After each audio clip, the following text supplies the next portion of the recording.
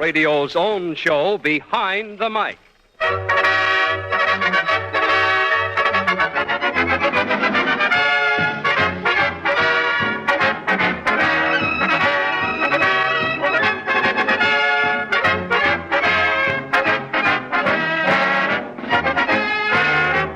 Radio. With a switch of a dial, radio brings you tragedy, comedy, entertainment, information, education, a whole world at your command. But there are stories behind radio, stories behind your favorite program and favorite personalities and radio people you never hear of. Stories as amusing, dramatic, and as interesting as any make-believe stories you hear on the air. And that's what we give you, the human interest, the glamour, the tragedy, the comedy, and information that are behind the mic.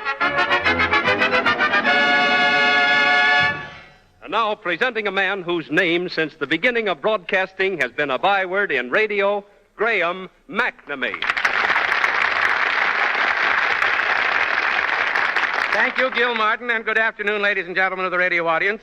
First, my best to Ben Grauer for doing such a grand job in carrying on the program while I've been out in California these past 2 weeks, watching football and so forth. That was fun, too. This afternoon, Behind the Mic presents the strange interview of a prospective guest for Behind the Mic, the sound effect of the week, an interesting demonstration of how necessary a studio engineer is to a good broadcast, a salute to a program you loved, with Sigmund Spaeth, the tune detective, a well-known radio editor to answer letters from listeners, and finally, a unique true story of what happened when a radio program portrayed a rescue at sea. Ladies and gentlemen, this is a genuine bit of what goes on behind the mic. It seems that our scriptwriter, Mort Lewis, tried to get an interview for this broadcast from a whimsical chap named Henry Morgan, who has a comedy program called Here's Morgan. Mort took down almost verbatim what happened at this weird interview, and we present it here in condensed form as it actually happened, with Henry Morgan here in person. This will conclusively prove why scriptwriters die young or go crazy. Mort, will you tell us what happened? Well, Graham, I want to say I've written many gag routines like this, but this is the first time it's really happened to me. I had an appointment to meet one Mr. Morgan for lunch in a restaurant in the basement of the RKO building where I'd try to get an experience of his for Behind the Mic. He has an announcer's job as well as his own program, and he told me he had to get back to his studio at 2:15. So we decided to meet at 1:15. At 1:35, he showed up, and the restaurant was jammed.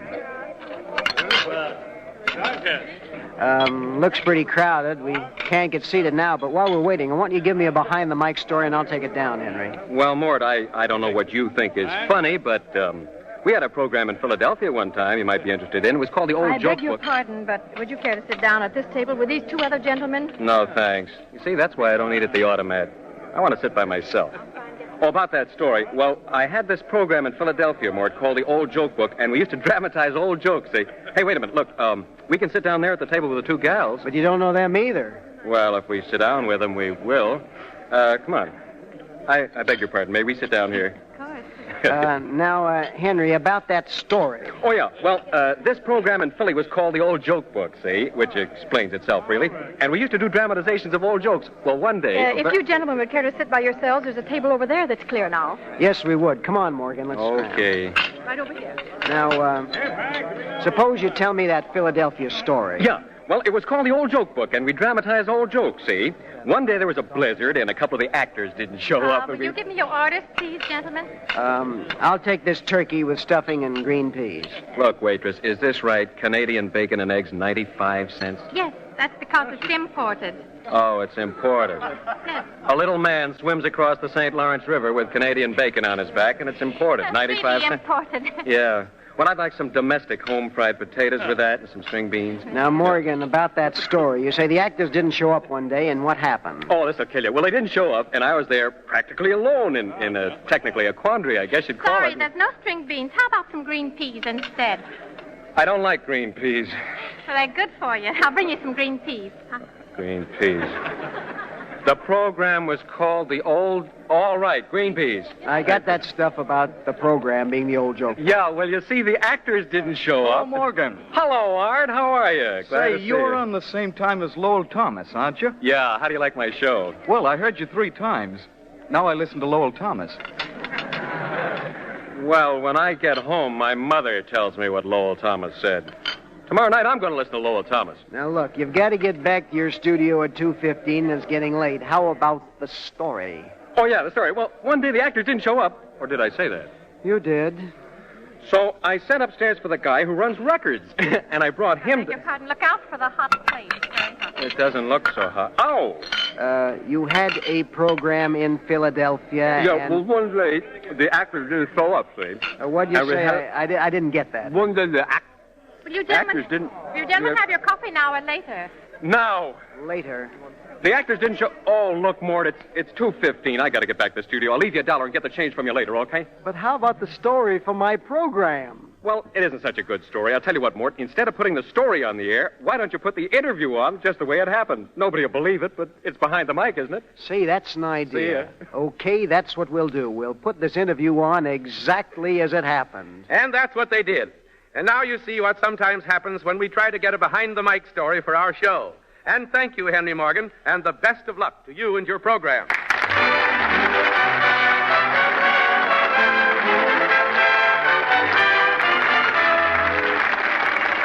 Practically nobody outside of radio, and lamentably few inside, realize the important part that the studio engineer plays in making a broadcast sound right when you hear it through your loudspeaker. The engineer is the little man in the control room who has a lot of instruments and dials and gadgets in front of him and who is responsible for the broadcast being as technically near perfection as possible. We're going to show you just how important his job is and how bad broadcasts would sound if he didn't know his business. Here's the man who can tell you about it, the head of NBC's Eastern Engineering Division, George Milne. How are you, George? Again? George, first, in cooperation with our studio engineer, Fred Walworth, let's show our listeners the part the studio engineer plays in making music sound right over the air. Well, very often the quality of music depends on how the engineer controls the microphones in front of the orchestra. Well, suppose we give them an example of controlling the microphones, George. Well, let's say we have two microphones placed in front of the orchestra to pick up the music. One of these mics is near the strings and one near the brass and woodwinds. Now, the man in the control room, the studio engineer, controls with his dials the volume of the strings, woodwinds, or brasses that go into these mics. Here's a demonstration of what we mean. Your orchestra leader, Ernie Watson, has arranged a little selection. It's a violin melody of Swanee River with a background of humoresque played by the woodwinds and the brass. In this particular selection, the violins playing Swanee River should be heard, and the woodwinds and brasses playing humoresque as a harmony should be heard too, but not too strongly. Let's suppose woodwinds, brasses, and violins are in perfect balance. It sounds like this.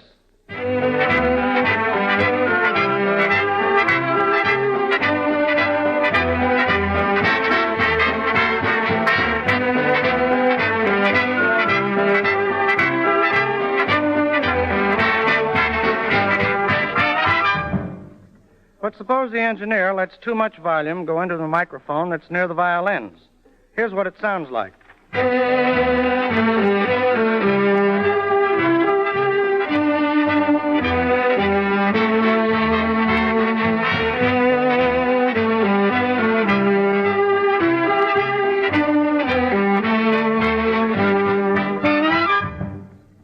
All you hear is Swanee River played by the violins and practically none of humoresque played by the brass.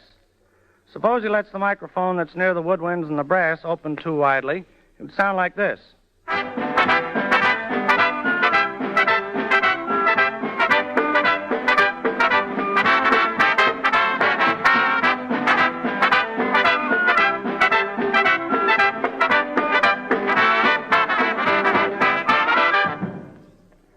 In this case, you heard mostly humoresque played by the brass and practically none of the real melody of Swanee River played by the violins.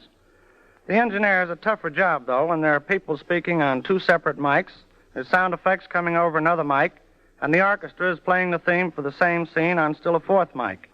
Everything has to be in proper balance, and if they aren't, one element will overshadow. Will you give us an example of this, George? Well, a few weeks ago, on your Salute to the Eno Crime Clues on this program, you did a scene in a nightclub with a man talking to a woman. There were various nightclub sound effects and an orchestra in the background. Now, here's the way the scene should sound.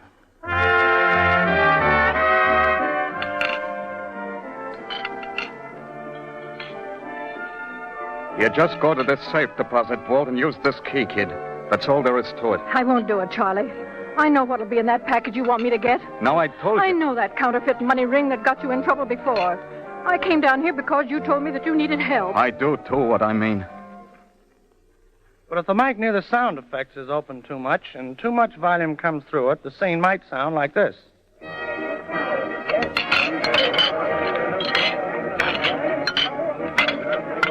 Just go to this safe deposit vault and use this key, kid. That's all there is to it. I won't do it, Charlie. I know what'll be in that package you want me to get. Now, I told you. I know that counterfeit money ring that got you in trouble. I came down here because you told me you needed help. I do, too, what I mean. And if the orchestra mic is left open too much, the scene would sound like this.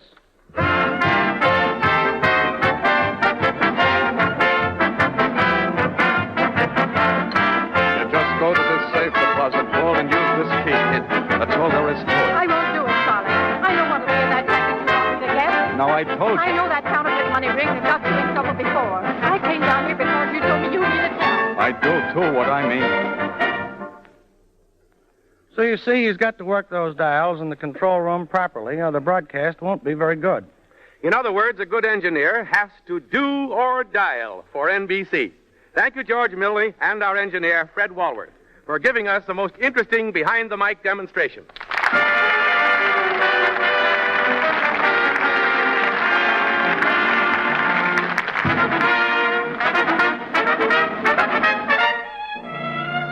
Oddities in Radio, presenting odd little true behind-the-mic stories that help make radio sometimes amusing, sometimes exasperating, but always interesting to the people in it. This week's oddity, one which has just been brought to our attention. A few weeks ago, we had Dave Ellman as a guest on Behind the Mic. He dramatized the difficulty he had to get a dog, a talking dog, to talk on his Hobby Lobby program. Well, near the finish of the dramatization, Dave had the dog in the studio and was trying to get him to talk without success. Just then, at the psychological moment, the announcer of a Texas station receiving this program broke in ahead of time with station identification. Here's the way it sounded down in Texas. First, Dave, in our dramatization in New York, was trying to get the dog to talk.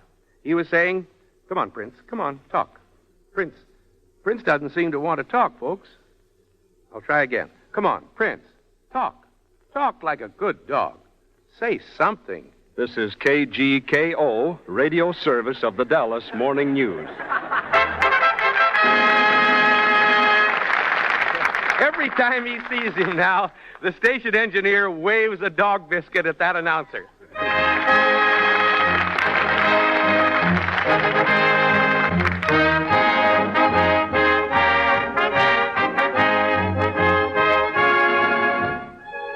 Behind the Mic salutes a program you loved. We in radio believe that radio has a tradition of which it can well be proud. A tradition of good programs that linger fondly in our memory. And so each week, we bring you a star or part of a program you used to hear, a program you loved. So this afternoon, we salute Dr. Sigmund Spaeth's program, The Tune Detective, which was devoted principally to showing how well-known melodies were derived. The Tune Detective was on the air from 1931 to 1933 and was so popular that it received regularly more than 2,000 letters per week from its listeners. And now, Dr. Spaeth, The Tune Detective.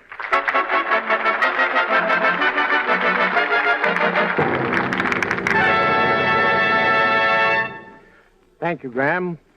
The idea of the Tune Detective program was not to decompose anything, but rather to arrive at certain patterns of melody that are common to all music. Everybody can at least recognize a tune, even if you are as limited as General Grant, who said he knew only two tunes. One was Yankee Doodle, the other was not. Well, at least he had a starting point, and his starting point was a tune. Music runs in patterns, just the same as carpets, lampshades, curtains, and wallpaper. And anybody at all can recognize these patterns by the simple process of listening. For instance, here's a four-tone pattern that we were hearing just the other night. The Westminster Chime, played by Big Ben in London.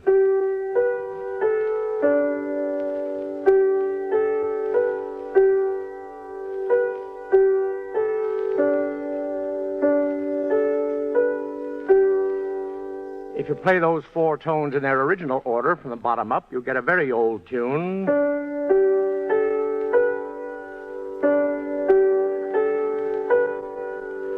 Most people think of that as How Dry I Am, but actually it's a very respectable tune. It was originally a hymn, Oh Happy Day.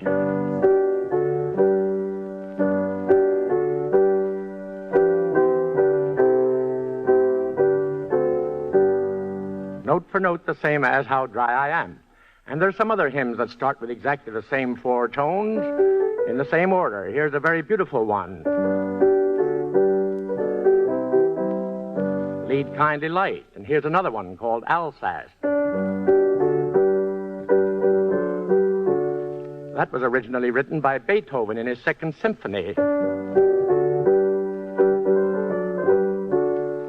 And there was a Song Without Words by Mendelssohn. And the old French Plaisir d'amour.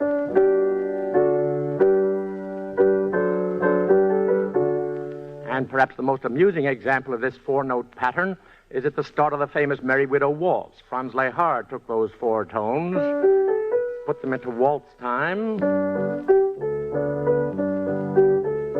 and there's the pattern of the Merry Widow Waltz. One of the commonest of all melody patterns has only 3 tones and comes right out of the bugle calls of the world. The bugler really has only 3 different tones, and those are the natural tones that come out of any tube. The bugler plays Reveille, for instance,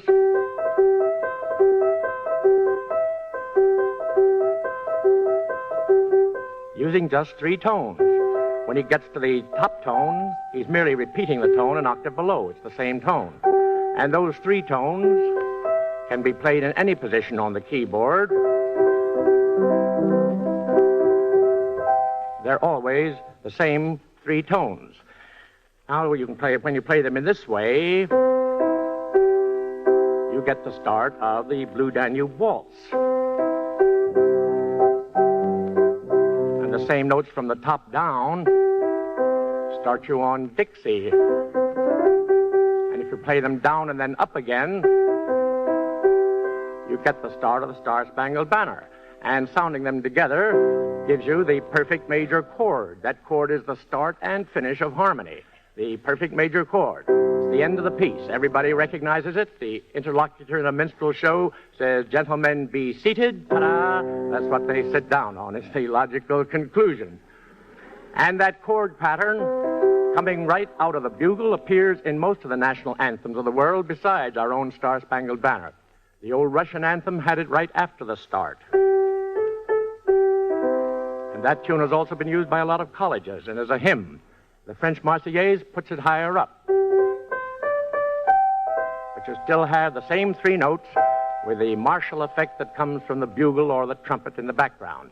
Today we even hear those 3 tones on the automobile horns. Now, you might take a pattern of 3 tones right in a row, simply following the scale. 1, 2, 3. Or from the top down, 3, 2, 1. When I play them that way, you recognize your old friend 3 Blind Mice. But the same pattern was also used by the French philosopher Rousseau in a famous lullaby. And you have the same 3 notes at the start of Swanee River and General Grant's Yankee Doodle and Merrily We Roll Along.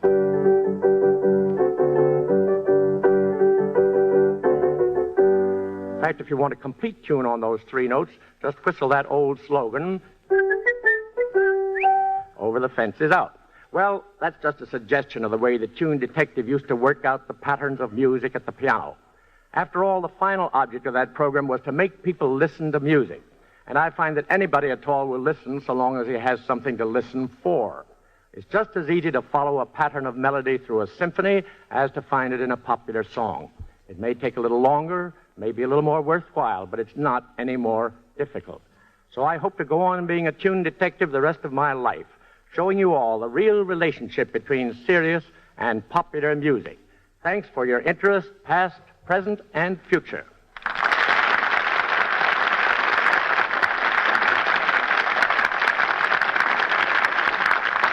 Thank you, Dr. Sigmund Speight, for reviving a portion of your fascinating radio program. And incidentally, ladies and gentlemen, you will be interested to know that there is a very good possibility of the Tune Detective returning to the air in a more elaborate form.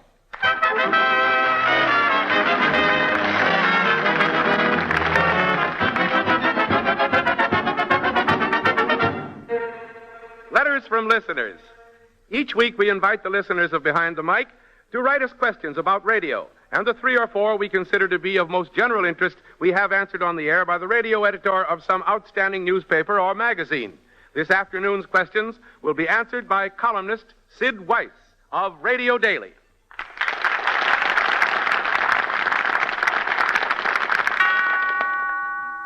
Miss Lillian Dick of Bridgeport, Connecticut says, on your revival of the Roxy's Gang program on December 29th, the man who impersonated Roxy did a remarkable imitation.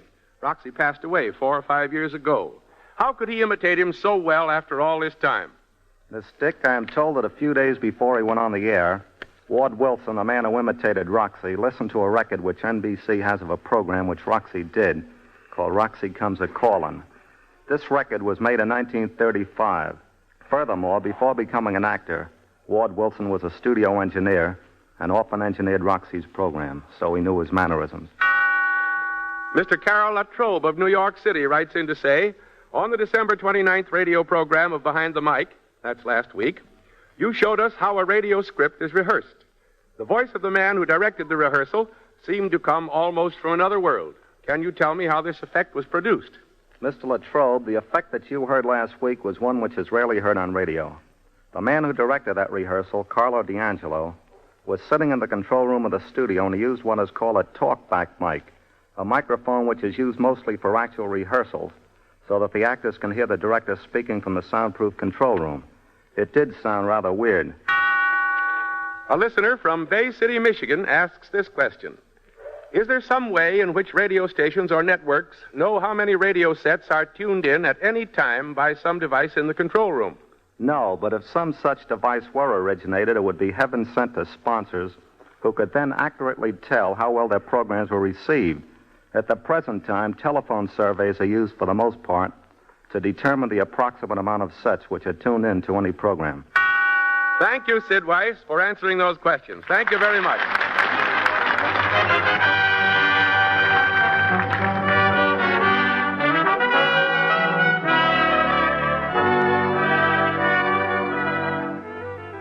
This program has featured some amazing behind-the-mic stories. But in point of being unusual, I don't think that any story we have had surpasses the one you're about to hear. I can guarantee that it's a true story because I was on the same program. Here's the man who will tell you about it, Mr. Fred Turner. How are you, Fred? All right, Graham. Fred, will you please tell our audience this almost incredible story?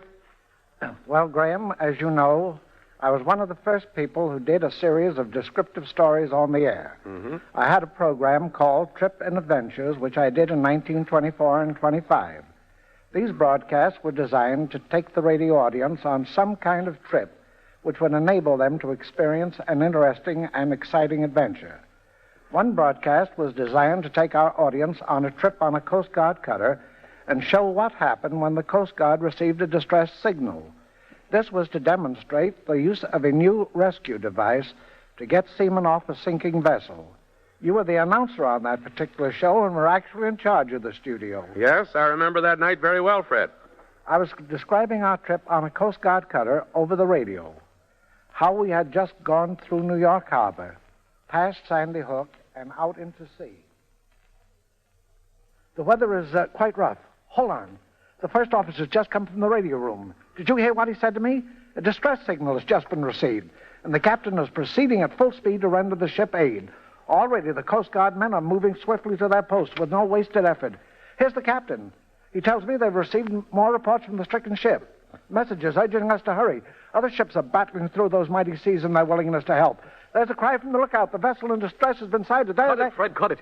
And now we're going No use, Fred. We're off the air. Oh, what's the matter? A real distress signal has just come in. All stations are off the air. Can you imagine that happening just well, now? If that isn't a coincidence.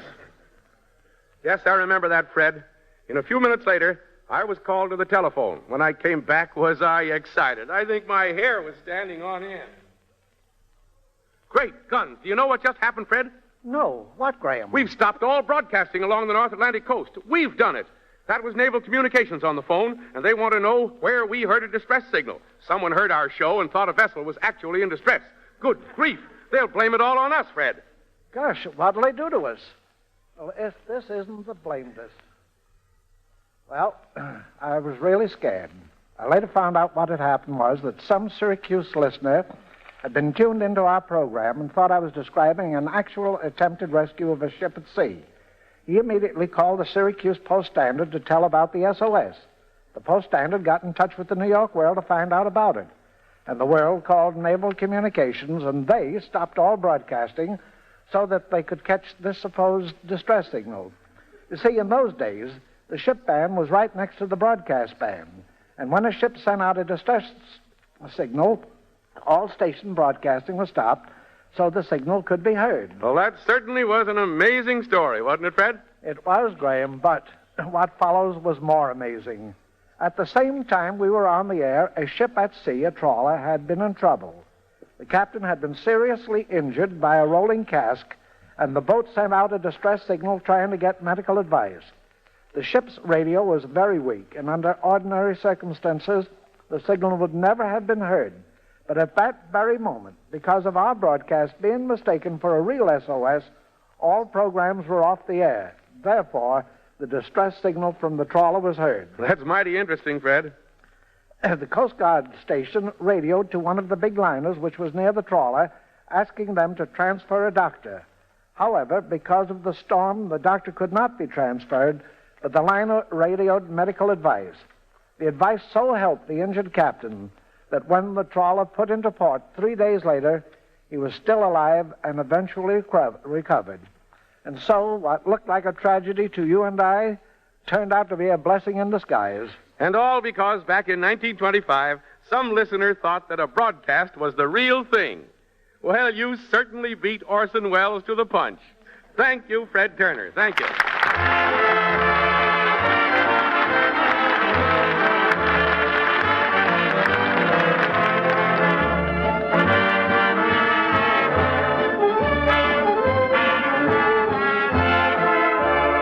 The reason we're playing this number now is the same reason that many programs play extra numbers at the end of their broadcast. This afternoon's program ran a little shorter than it had rehearsed, and we're using this number to fill in.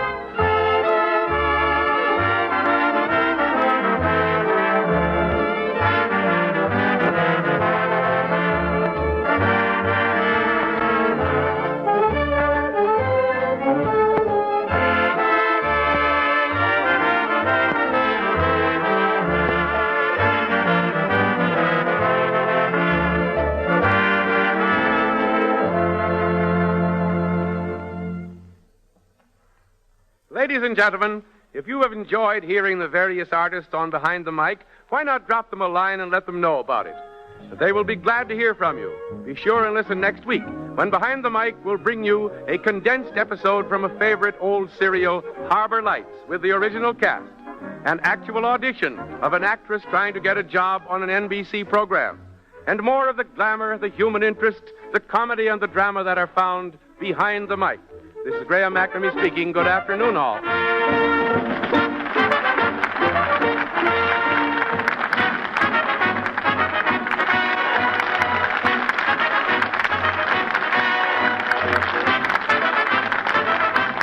Behind the Mic is written by Mort Lewis. Original music composed and conducted by Ernie Watson. This is the National Broadcasting Company.